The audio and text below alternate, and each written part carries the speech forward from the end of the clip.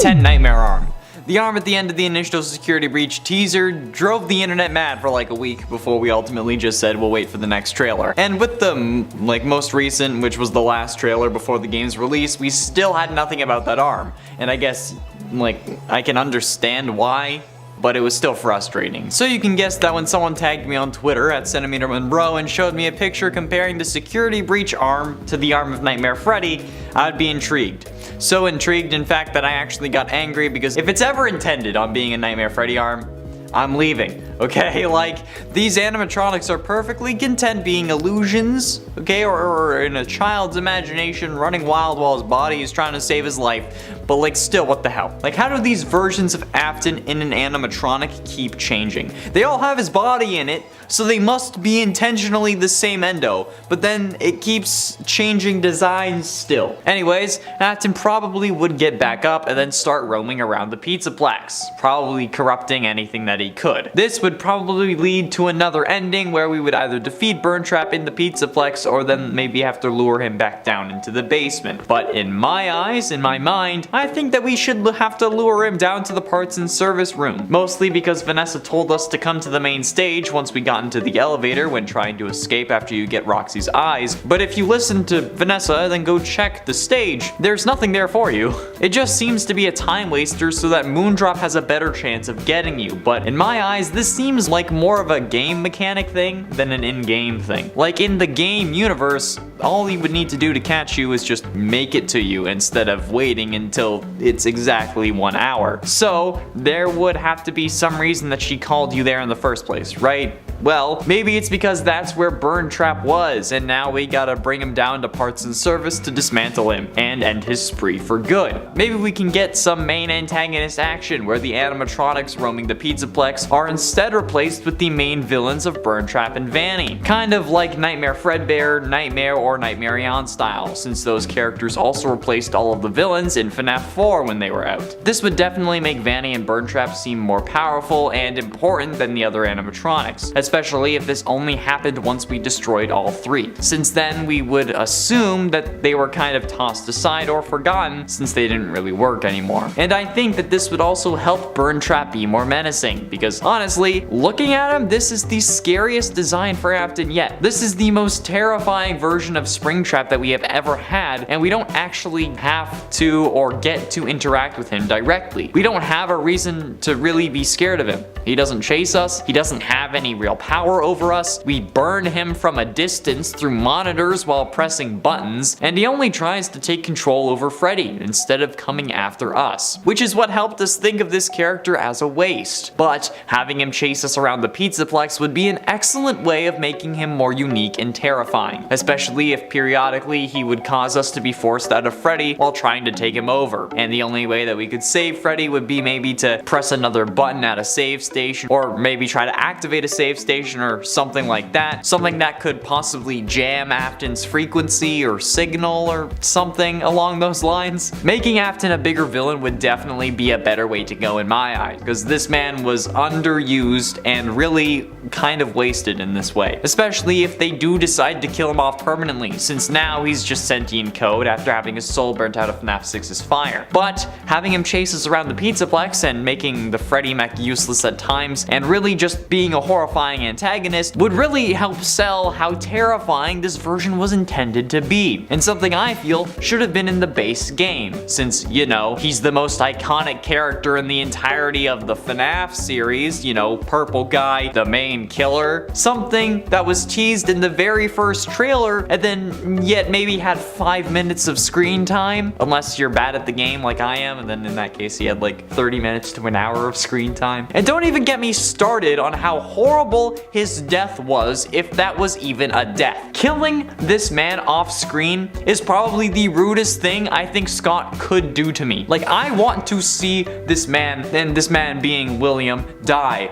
I want to be the one who causes it. I want to see the light leave his eyes. I want to see that last bit of code float into the air with this demonic purple eyes and then dissipate. Okay, I want to watch him suffer. It's the least that he deserves. Plus, with Burntrap and Vanny roaming the Pizzaplex, maybe we could actually figure out what happened to those other missing kids that potentially drew us to the Pizzaplex to begin with. I mean, Vanny says in the first trailer that they're supposed to be our friends, right? Like, I don't know, maybe she got to Gregory's orphanage, or like kind of like raided it with a bunch of animatronics. Man, like a World of Warcraft raid, but with animatronics. I don't know. Like maybe this is the way that Vanny's room above Phaser Blast would be open for closer inspection without the Phaser Blast ending button. Maybe there's an additional secret room or duffel bag or like a present with some story lore that points to what really happened to those kids, and then we can actually go and try and figure it out. If they were killed maybe, or kidnapped, or used to fuel Afton. I mean, this could be a really good way for the story to really establish itself, since, you know, the game was released unfinished despite being a couple years late. Maybe something like this was always intended, but since there were so many delays, we had to deal with an underused and hardly terrifying antagonist despite the ability to make him so much more. And a 9 Stitch Wraith.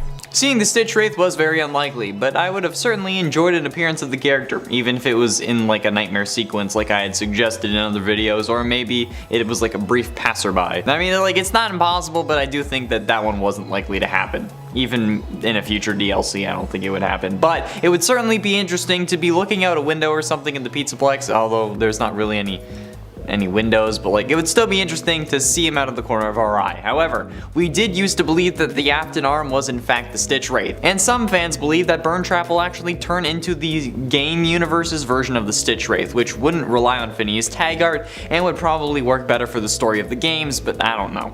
Based on everything we've seen, I don't think that William will be losing his face anytime soon. But what do you think? Do you think that William, or I guess Burntrap, will end up being the Stitch Wraith of the FNAF game universe, or do you think that we'll never see the Stitch Wraith in the games? Be sure to let me know down below. And it ain't not Afton. Some thoroughly believe that this animatronic, this new version of the Spring Bonnie animatronic, to not be William, and instead possibly be Henry Emily, William's business partner and father of his first victim.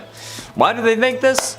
No idea. However, I can kind of see why, but simply it's just due to inconsistencies, since seemingly the endo for this version of Springtrap also has the same endo as the Glamrock animatronics, or the ones that we see in what is honestly the scariest part of the game. Those are the only real endos that we see. Since if this was Afton, the endo should be the first version of the endoskeleton. My explanation for this is simply because they had this model for the endo in the files and they were rushing to release something after already delaying the game multiple times, so they used it and added the Springtrap bits onto it. And since he's so destroyed, it's really difficult to determine whether it's the same design as Scraptrap, and since Henry was also in the FNAF 6 location, it could be him technically, or at least he was around the location, but I still doubt it. The FNAF DLC is fast approaching. Kind of. Maybe. But the question we're all left asking is, what exactly will this DLC entail? Will there even be a DLC? At this point, when it comes to FNAF, we have no idea. Mostly because the series is in an incredibly weird place currently. With seemingly no official successor after Scott, where could Steel Wool take the story to have it make more sense? And will that direction involve the game's secret main antagonist, Burntrap? That's what we're exploring today. Just like with any of these possible DLC videos, whether it be about the Choose Your Guardian concept or Glamrock Bonnie's return, we first need to check to see how possible it is with where we end up at the end of the game. Well, as far as we can, since the Pizzaplex, or at least part of it, seemingly gets destroyed at the end of the true ending. So, when we choose to stay, is it possible for Burntrap to have more of an impact? Well, it's not as clear as you might think. See, Burntrap, at this moment, is sat in the FNAF 6 pizzeria that's underneath the Pizzaplex, charging in his charging station. However, he only seems to come out of it when ourselves along with Gregory jump down into the final area. So to make this DLC possible, well, we would have to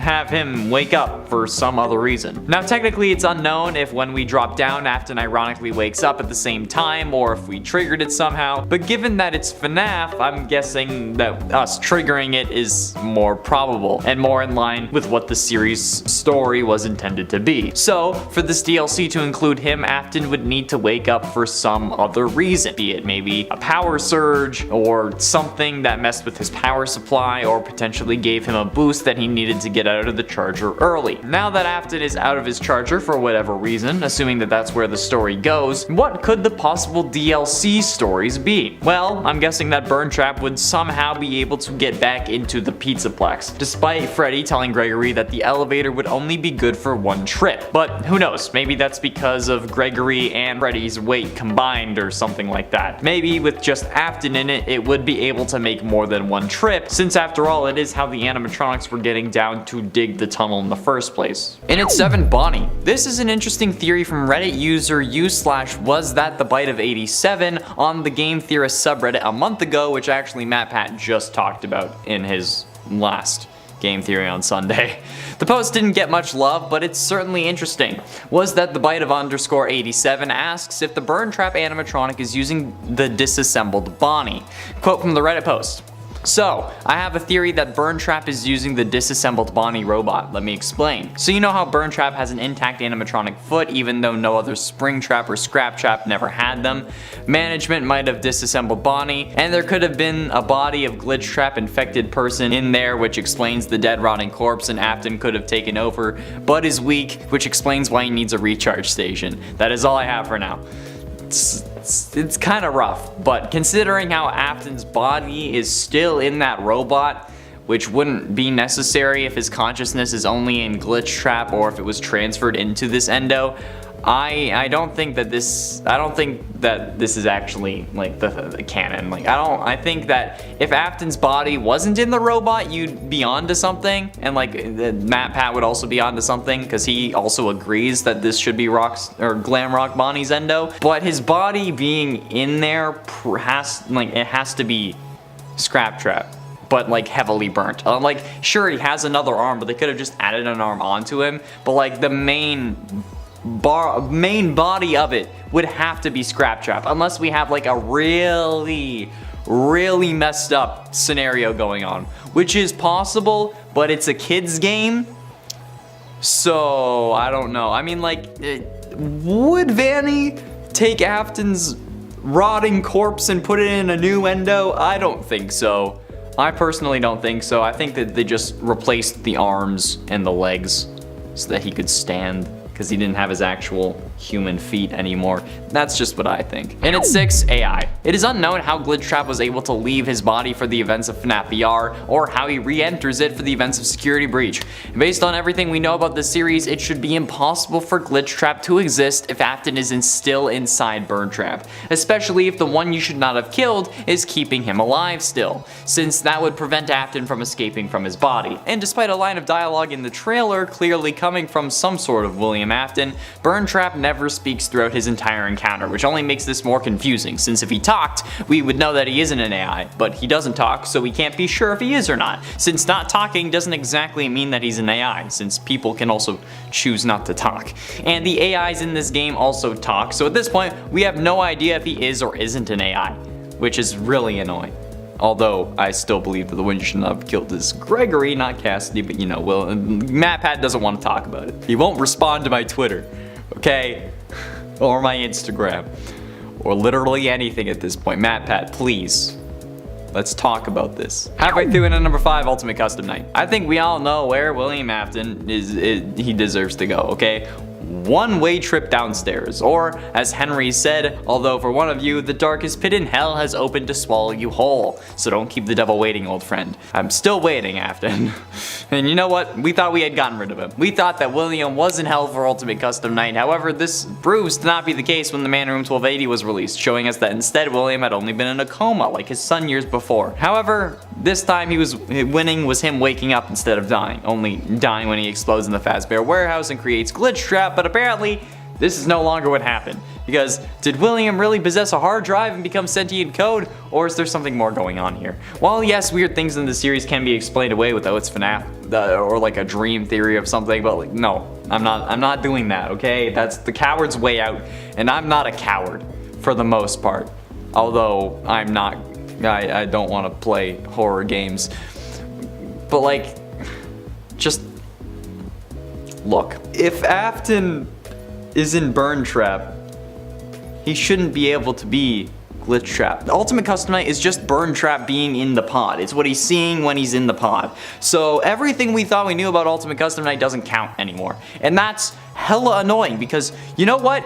We thought we had something. We thought that we had finally figured out one thing about this series. Then you know what Scott says? Up yours! And at 4 survivors. It seems like everyone we've seen the true ending to Security Breach, including Burntrap, are survivors of the FNAF 6 fire, which means that this would indeed be Scraptrap or Springtrap, but as to how he changed again, I have no idea. How do we know that this is everyone from FNAF 6 and not just William? Well, the Blob, which is a massive sized proportion of wire tentacles, because of course it is, and animatronic parts with possession of many glowing eyes. It has a whole load of them, okay? It has a mask that is identical to that of Funtime Freddy with black eyes, pinkish red glowing pupils, and like the endo face that reveals to have face plates rather than tubes, which is already a whole other can of worms that I don't want to touch with a 10-foot pole. The Blob's body is a large mass of wire like tentacles, and like it's basically what the sister location endos were made out of. However, it also appears to be a larger version of Molten Freddy from the Pizza Simulator Fire.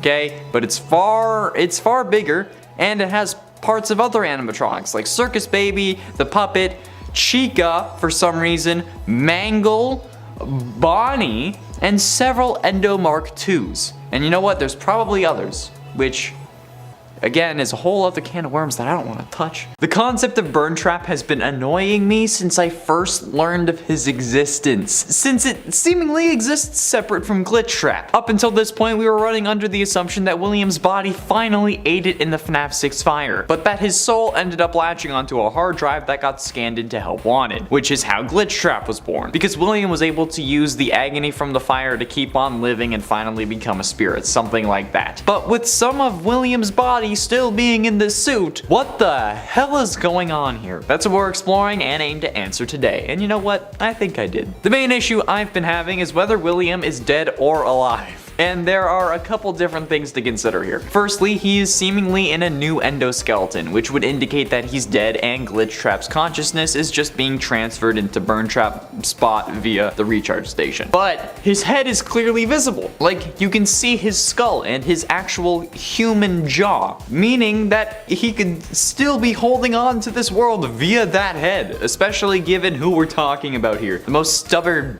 to ever grace our screens. This also can't be a new endo, and just the model that they're using for the others since it was easier and they could release the game faster. This seems to be indicated by the way that Burntrap walks. If this was a new endoskeleton, why would he be shambling like a zombie? But the claws and repaired sections to the actual endo also seem to indicate that this is also a new endo, and possibly even Glamrock Bonnie's. So there's a whole lot of wrong going on here.